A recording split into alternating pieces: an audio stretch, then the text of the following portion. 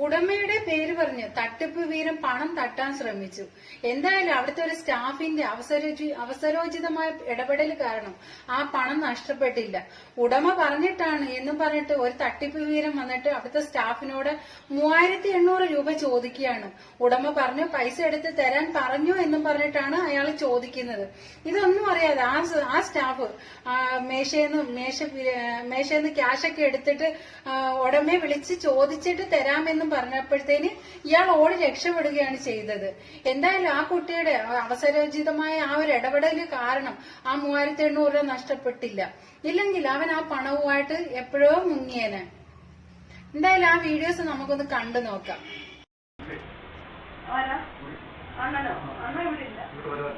ഇടയ്ക്ക് വരും, വൈകിട്ട് വരും. ഇന്നിപ്പോ ഇല്ല, നമ്മൾ നാട്ടിൽ പോയിട്ടോ.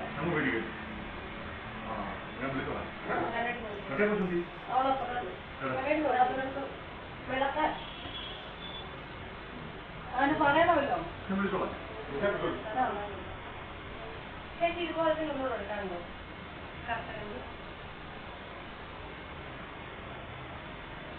ഞാനിവിടെ വന്നായിരുന്നു കേട്ടോ.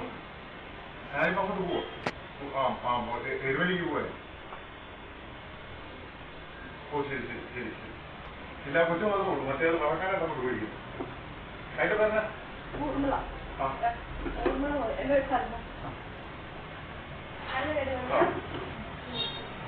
ശരി ശരി ശരി.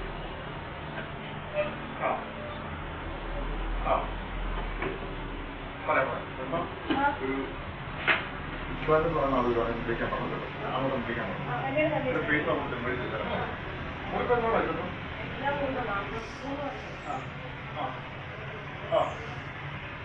ആയിക്കോട്ടെ ആയിക്കോട്ടെ ആയിക്കോട്ടെ. ഒന്ന് എഴുതി വെച്ചു കേട്ടോ. ഒരു മണി അന്നേരം വിളിക്കാൻ പറഞ്ഞു. 16 അല്ലേ? കേട്ടോ കേട്ടോ. ക്യാഷ് 16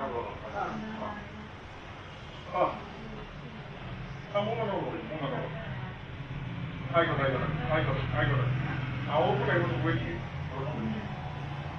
ആ ആ 3200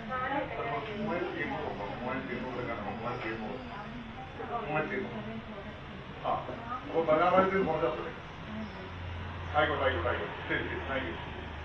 വലിയ പോലെ കൂടെ 16,000 കുറച്ചാൽ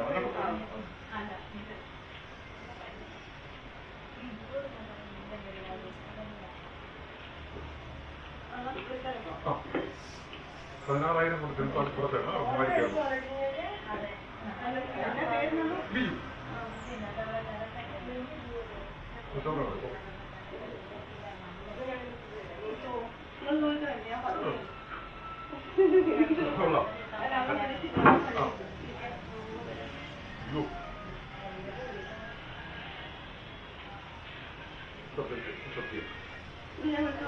അയ്യോ പോയിട്ട് കിട്ടും. വണ്ടി മാറ്റിയിട്ടു വണ്ടി മാറ്റിയിട്ടു എല്ലാം പോയിട്ട് അല്ല പോയിട്ട്.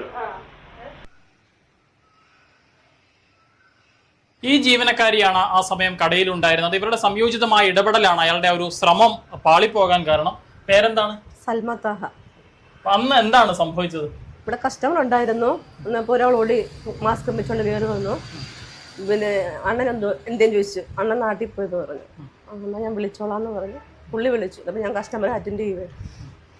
ഉടനെ പുള്ളി എന്താ വിളിച്ച് പൈസ കാര്യം പറഞ്ഞിട്ട് ചോദിച്ചു 3800 രൂപ എടുക്കാനുണ്ടോ?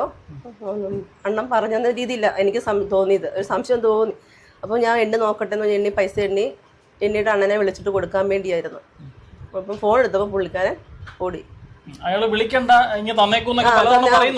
പറഞ്ഞു. ഇനി അതിനൊക്കെ വിളിച്ച് പറഞ്ഞിട്ടുണ്ട്, തന്നേക്കാൻ പറഞ്ഞു. ഇല്ല ഞാൻ അണ്ണനെ വിളിക്കാൻ പൈസ തരത്തില്ലെന്ന് പറഞ്ഞു. സംശയം തോന്നി, ഒരു വെപ്രാളം കണ്ടപ്പം തോന്നി എനിക്ക്. അത് ഉടനെ അണ്ണനെ വിളിക്കാൻ വേണ്ടി ഫോൺ എടുത്തപ്പോഴേ പുള്ളി ഓടിപ്പോയി. എനിക്ക് ഇതിനകത്ത് ഏറ്റവും രസകരമായി തോന്നിയത് ഈ ഫോൺ വിളിക്കുന്ന ഒരു രംഗമാണ്. പോക്കറ്റിൽ നിന്ന് ഫോൺ എടുക്കുന്നു, നേരെ ചെവി വെക്കുന്നു, ഡയലിംഗ് ഒന്നും ഇല്ല. ഇല്ല ഞാൻ ശ്രദ്ധിക്കുന്നില്ല, ഞാൻ കസ്റ്റമറെ അറ്റൻഡ് ചെയ്യുമായിരുന്നു. പിന്നീട് ഈ വീഡിയോ കണ്ടപ്പോ എന്താ തോന്നിയത്? വീഡിയോ കണ്ടപ്പോ തോന്നിയത് കളിപ്പീരായിരുന്നു. അല്ലെങ്കിലും തോന്നി, സംശയം തോന്നിയായിരുന്നു. ഇയാൾ ഈ മാസ്ക് ധരിച്ചിരുന്നോണ്ട് സംശയം ആദ്യഘട്ടത്തിലെ തോന്നിയല്ലേ? പുള്ളി പിന്നെ അണ്ണനെ വന്ന് അന്വേഷിച്ചപ്പോ ഞാൻ ഓർത്ത് അതുപോലെ സംസാരിച്ചപ്പം അറിയാന്നായിരിക്കും ഓർത്തോണ്ട പൈസ എണ്ണാൻ പോയത്. അല്ല, ഇപ്പത്തെ ഒരവസ്ഥയിൽ സാധാരണഗതിയിൽ ആളുകൾ ഇങ്ങനെ മാസ്ക് ധരിച്ചെത്താറില്ലല്ലോ. ഇല്ല അങ്ങനെ എത്താറില്ല. മാസ്ക് ധരിച്ചപ്പോൾ ഒരു ചെറിയ സംശയം ആദ്യം തോന്നിയിരുന്നു. തോന്നി. ഇങ്ങനെ അതുപോലെ സംസാരം കേട്ടപ്പോഴേ അണ്ണനുമായിട്ട് സംസാരിക്കുവാന്ന് ഓർത്തു ഞാനും. താങ്കള് ഉടമയെ വിളിച്ചപ്പോ തന്നെ അയാൾ ഇവിടുന്ന് ഇറങ്ങി ഓടുകയായിരുന്നു. ഫോൺ എടുത്തപ്പോഴേ പുള്ളി ഇറങ്ങി ഓടി. ആ സമയത്ത് ഇദ്ദേഹത്തെ വിളിച്ചിരുന്നോ? ഉടമയെ വിളിച്ചിരുന്നോ? അണ്ണനെ വിളിച്ച് ഫോൺ എടുക്കാൻ പോയപ്പോ പുള്ളി ഓടി. ഞാൻ പിന്നെ അണ്ണനെ വിളിച്ച് ചോദിച്ചപ്പോ അണ്ണൻ പറഞ്ഞു ഞാൻ ആരോടും പറഞ്ഞു വിട്ടിട്ടില്ലെന്നാ പറഞ്ഞു. എനിക്കറിയത്തില്ല, അറിയത്തില്ല, കൊടുക്കാൻ നന്നായെന്ന് പറഞ്ഞു. എന്തായാലും കഷ്ടിച്ച് രക്ഷപ്പെട്ടു അല്ലേ? അതെ. ഇപ്പം ഈ പണം എടുത്ത് എണ്ണുന്നൊക്കെ ആ ദൃശ്യങ്ങളിൽ കാണാൻ പറ്റുന്നുണ്ട്. പക്ഷെ എണ്ണിയാലും വിളിച്ചുറപ്പ് വരുത്തിട്ടേ കൊടുക്കത്തുള്ളൂ. ഞങ്ങൾ ആര് വന്നാലും എണ്ണിട്ട് ചോദിച്ചിട്ടേ കൊടുക്കത്തുള്ളൂ എന്നോട്. എന്താണെങ്കിലും താങ്കളുടെ സംയോജിതമായ ഇടപെടലാണ് അല്ലേ ആ ഒരു മോഷ്ടാവിന്റെ ആ ഒരു ശ്രമം പാളിപ്പോയത്. ഈ സ്ഥാപനത്തിന്റെ ഉടമയായ ബാദുഷ നമുക്കൊപ്പം ചേരുകയാണ്. താങ്കളുടെ സുഹൃത്താണ് എന്ന് പറഞ്ഞാണ് അയാൾ ഇവിടേക്ക് എത്തുന്നത്. അതെ, എൻ്റെ സുഹൃത്താന്ന് പറഞ്ഞുകൊണ്ടാണ് ഇവിടെ വന്നിട്ട് കൊച്ചിനോട് പൈസ ചോദിച്ചത്. അപ്പം ഞാൻ സ്ഥലത്തില്ലായിരുന്നു. പക്ഷേ എന്നോട് സംസാരിക്കുന്ന രീതിയിൽ പുള്ളി സംസാരിച്ചു. പിന്നെ സ്റ്റാഫ് പൈസ എടുത്ത് എണ്ണി റെഡിയാക്കിയിട്ട് എന്നെ വിളിച്ചപ്പോൾ തന്നെ പുള്ളി ഇറങ്ങി ഓടി. എൻ്റെ വീഡിയോ എല്ലാം ഉണ്ടായിരുന്നല്ലോ. ഞാൻ പിന്നെ പരാതി കൊടുക്കാൻ വേണ്ടി ഞാൻ കഴിഞ്ഞ ദിവസം വന്നിട്ട് എടുത്ത് നോക്കിയപ്പോഴത്തേന് നമ്മുടെ സംഘടന ഉണ്ടല്ലോ, വ്യാപാരി വ്യവസായ ഏകോപന സമിതി സംഘടനകത്ത് കൊടുത്തു. എല്ലാം കൂടെ ആലോചിച്ചിട്ട് ഞങ്ങൾ അതിനകത്ത് ഗ്രൂപ്പിനകത്ത് ഇട്ടു. പിന്നെ അത് കോട്ടയം ജില്ലാ ഗ്രൂപ്പിലോട്ടിനോടായി.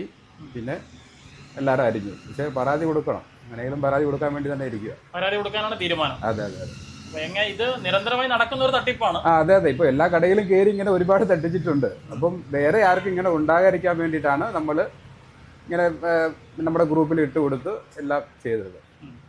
ഭാഗ്യം കൊണ്ടാണ് പണം നഷ്ടപ്പെടാതിരുന്നത്. അതെ, നമ്മുടെ ഭാഗ്യം കൊണ്ട് നമ്മുടെ പണം നഷ്ടപ്പെട്ടില്ല. അതെ. പിന്നെ കൊടുക്കാൻ നേരത്ത് അവർ എന്നോട് ഒന്ന് ചോദിച്ചു.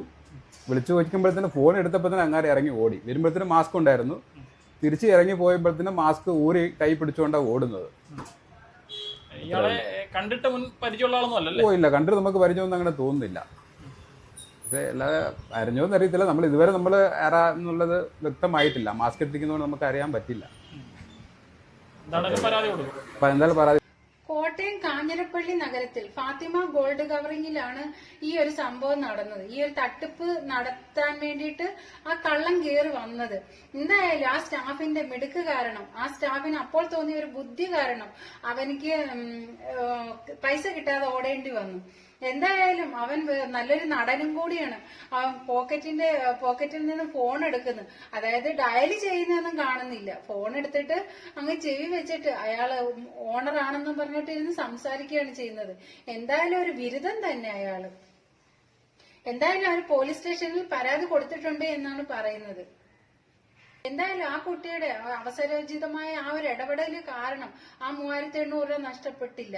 ഇല്ലെങ്കിൽ അവൻ ആ പണവുമായിട്ട് എപ്പോഴോ മുങ്ങിയേനെ.